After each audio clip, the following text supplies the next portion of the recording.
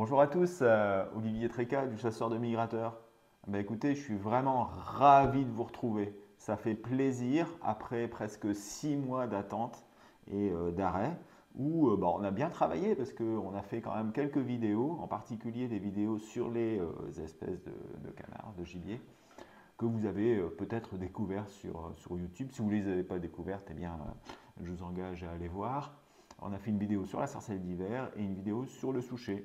On envisage de faire une troisième vidéo au mois d'août, mais il faut qu'on la tourne. Donc voilà, ça prend un petit peu de temps. C'est une nouvelle saison qui commence. Et bien, on va vous proposer de nouveau, chaque semaine, chaque mardi et chaque vendredi, les prévisions de migration sur YouTube. Pour ceux qui souhaitent éventuellement avoir plus de détails et une mise à jour quotidienne des informations, c'est-à-dire les observations, les prévisions et la météo détaillée, eh bien, je vous encourage à appeler Canara au 0892 56 0002. La situation est remise à jour en fin de matinée, au plus tard vers 14h30, et un add-on sera mis en ligne s'il y a des informations complémentaires le soir. Voilà. Qu'est-ce que je voulais vous dire d'autre? Eh bien oui, l'ouverture est commencée depuis samedi. La chasse est commencée depuis samedi sur le DPM. Et ça a plutôt été un bon cru,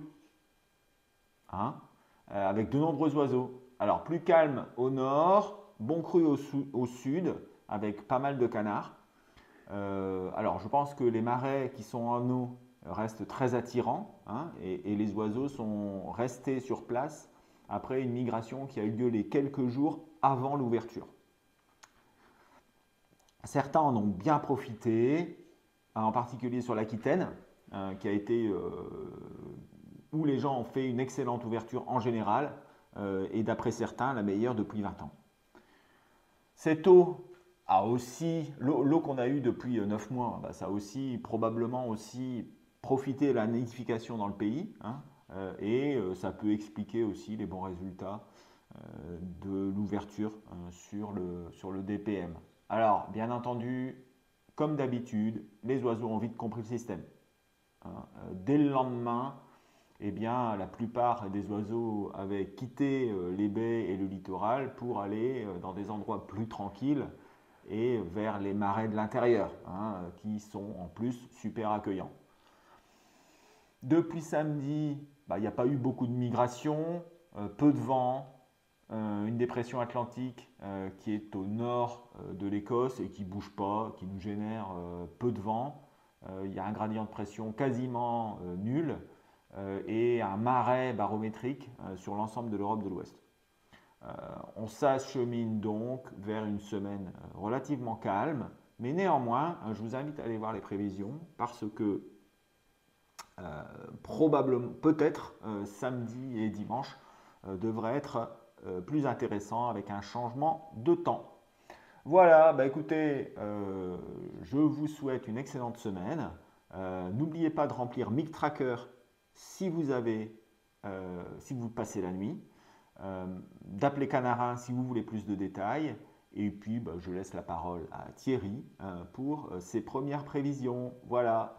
Allez, à bientôt à vendredi. Ciao, ciao. Bonjour à tous pour cette nouvelle saison 2024-2025 et pour cette première vidéo et la première présentation des prévisions de cette année. Alors vous me voyez en bonne forme, très déterminé à vous apporter le meilleur des services sur MigTracker et donc sur les prévisions. Et donc je vous dis donc à tout de suite pour ces prévisions. Avant de vous parler de ces prévisions, je voudrais vous donner quelques indications sur quelques nouveautés qui vont être apportées à MigTracker en 2024. Alors, pas besoin de vous dire qu'à l'intersaison, c'est comme pour un gabion ou pour une hutte, il y a beaucoup de boulot sur une base de données et sur les logiciels qui sont derrière. C'est plusieurs centaines d'heures qui ont été passées pour essayer d'améliorer, d'améliorer et d'améliorer encore. Alors, dans les principales nouveautés 2024, je vous passe sur les détails parce qu'il y en a 1000.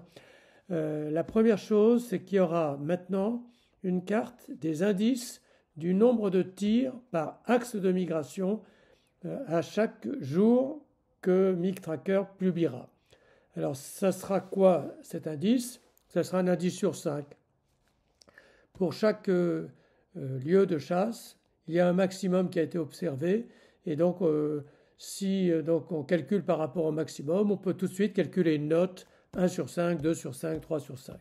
Voilà, donc ça donnera quand même une indication intéressante en plus de la liste des nombres de tirs entendus par lieu de chasse. La deuxième nouveauté importante, c'est que à la toute fin de saison l'année dernière, on avait apporté un nouveau tableau qui est très intéressant parce qu'il donne les résultats par espèce au cumul du nombre de poses par espèce pour la saison et l'historique. J'y reviens tout de suite dans une présentation.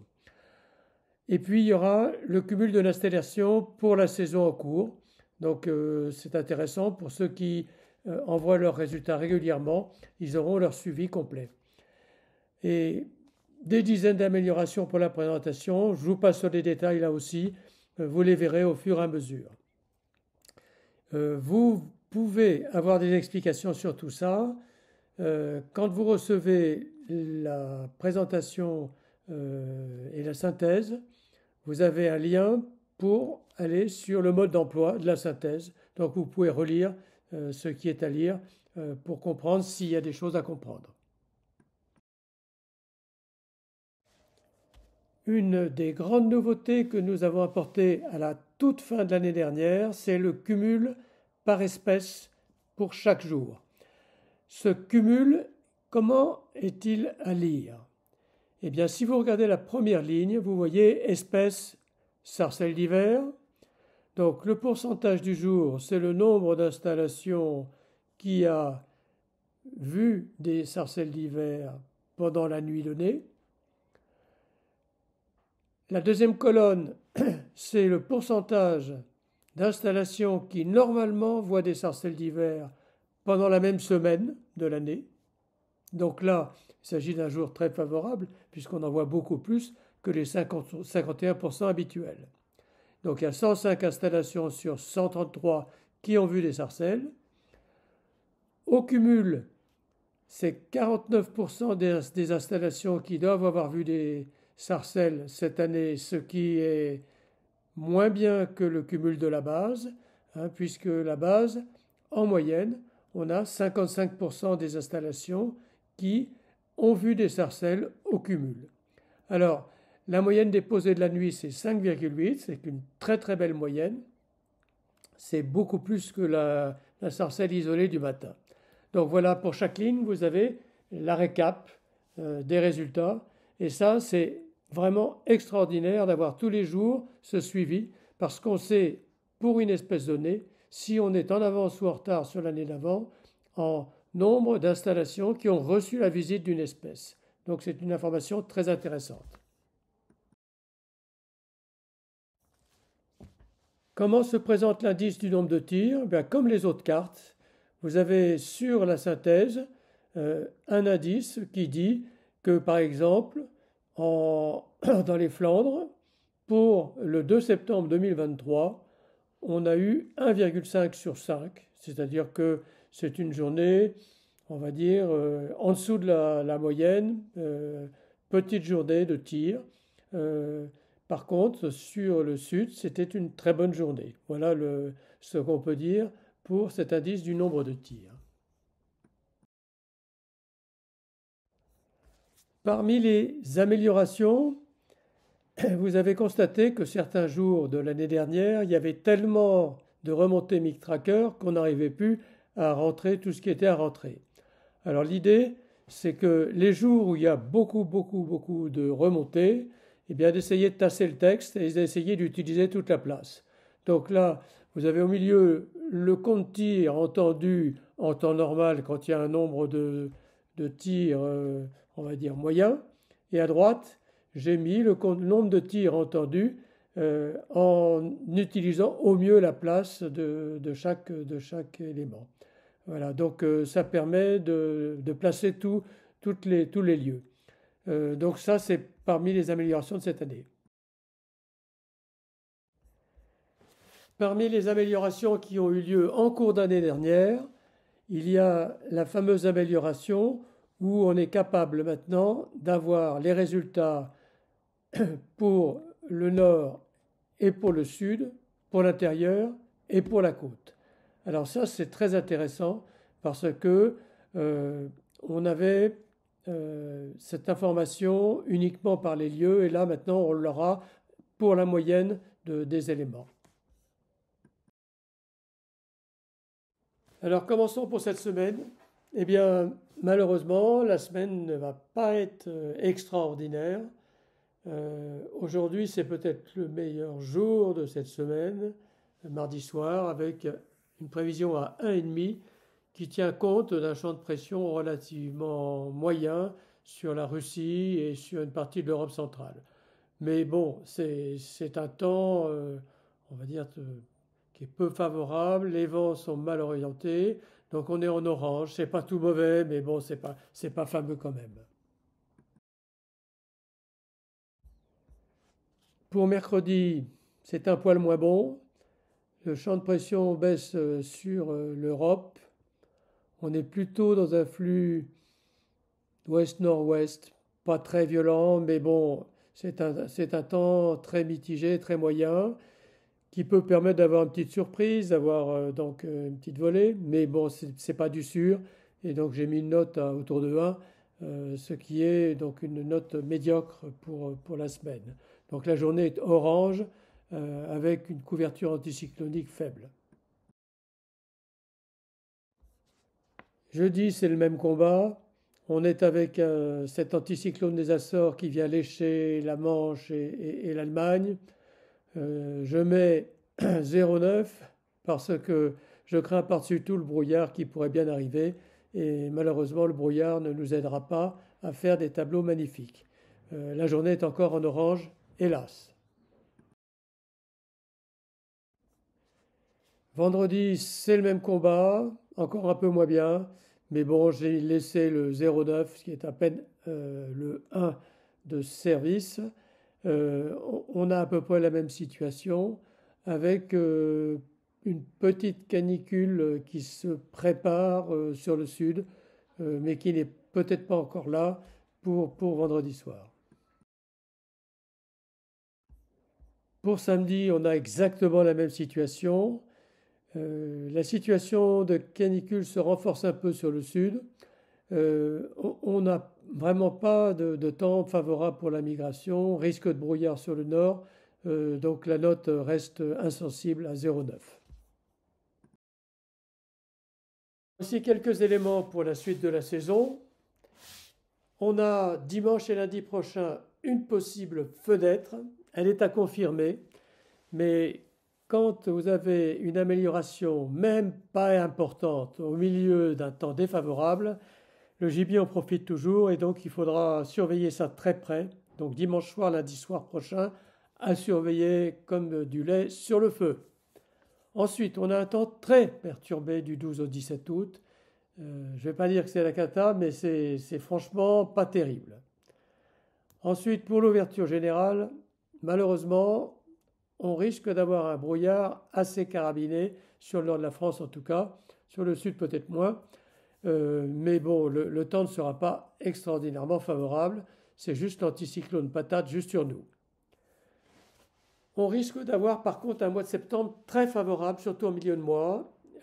Les conditions risquent d'avoir un anticyclone assez bien placé et bien costaud, juste à la meilleure période de migration de septembre, et ça c'est une très bonne chose. L'automne devrait normalement être assez favorable, avec des descentes d'air froid régulières, et donc ça c'est très favorable aux descentes de gibier, vous savez ça par cœur. Par contre l'hiver est prévu pour être assez doux, ça n'empêche pas qu'il pourra y avoir des coups de froid, même modérés, et à ce moment-là, on pourra en profiter. Mais bon, globalement, il ne nous prévoit pas un hiver très doux, très froid cet hiver. Voilà, écoutez, je vous souhaite une bonne bredouille pour ce début de saison. Euh, Vous pouvez toujours avoir une bonne surprise. Donc le mois d'août, c'est ça. La fenêtre, c'est pour dimanche et lundi prochain. Profitez quand même. Allez, au revoir et à bientôt.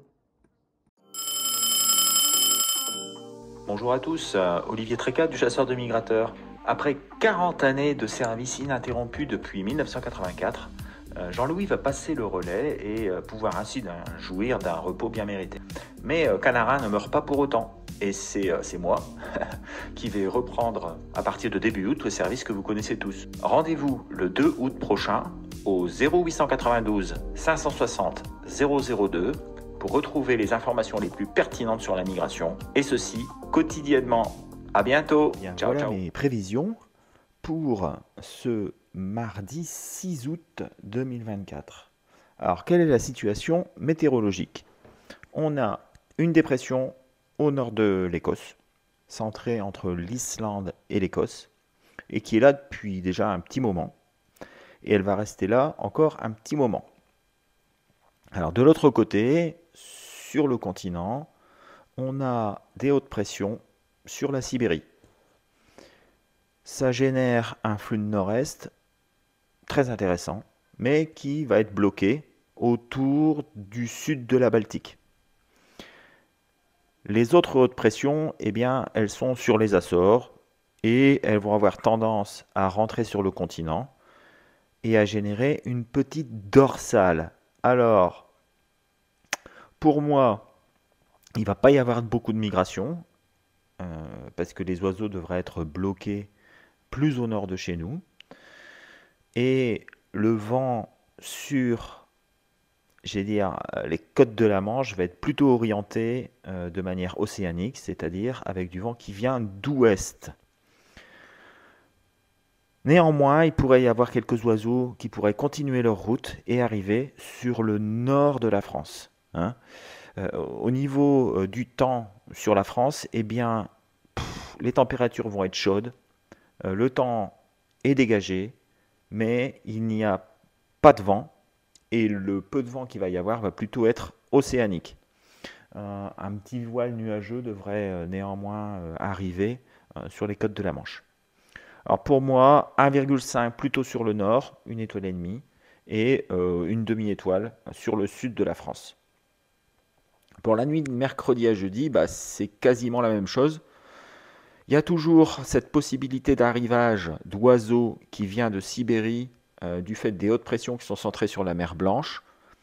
Mais la migration va être bloquée par les précipitations qui vont être importantes sur la Norvège et sur le Danemark, ainsi que sur la Biélorussie. Donc vous voyez, à mon avis, ça ne va pas dépasser le golfe de Saint-Pétersbourg. Au niveau dépressionnaire, eh bien, il y a la première dépression qui était entre l'Écosse et l'Islande, elle a tendance à se combler, à remonter vers le nord-est, mais il y en a une deuxième, il y a la deuxième lame qui arrive et qui va remplacer la première pour former un énorme centre dépressionnaire qui va être centré sur toute la partie nord de l'Europe. Pas de vent. Attention quand même avec cette petite arrivée, retour d'est sur l'Islande qui pourrait faire arriver des oiseaux sur l'Écosse. Mais bon, j'y crois vraiment pas beaucoup. Donc pour moi, une étoile sur le nord-ouest, peut-être une étoile plus, avec quelques oiseaux qui pourraient arriver d'Islande, en particulier des bargerousses. Pour le reste, une demi-étoile, ce sera quasiment nul, pas de migration. Jeudi à vendredi, c'est quasiment la même chose. Les deux dépressions se retrouvent. Il y a une tempête au nord de l'Écosse. Précipitations toujours sur le nord de la mer du Nord, le nord de la Baltique, et les pressions qui commencent à remonter par le sud, avec une dorsale qui est en train de se générer sur la France, alors avec pas beaucoup de pression, mais suffisamment pour dégager le temps et pour ne pas avoir de vent, hormis sur le nord de la France, mais vent qui sera océanique. plutôt ouest, sud-ouest. Donc pour moi, rien de bon à prévoir. Toujours une étoile globalement sur l'ensemble. Il y a toujours une petite bête qui pourrait traîner. Vendredi à samedi, bah là, les pressions, elles sont toujours centrées sur les Açores, mais il y a une dorsale qui arrive et qui vient se mettre en place avec 1020 hectopascales sur la France. Pas de vent, des températures qui montent sur le sud-ouest. Je pense qu'il fera plus de 30 sur le sud-ouest, voire peut-être 32, 33.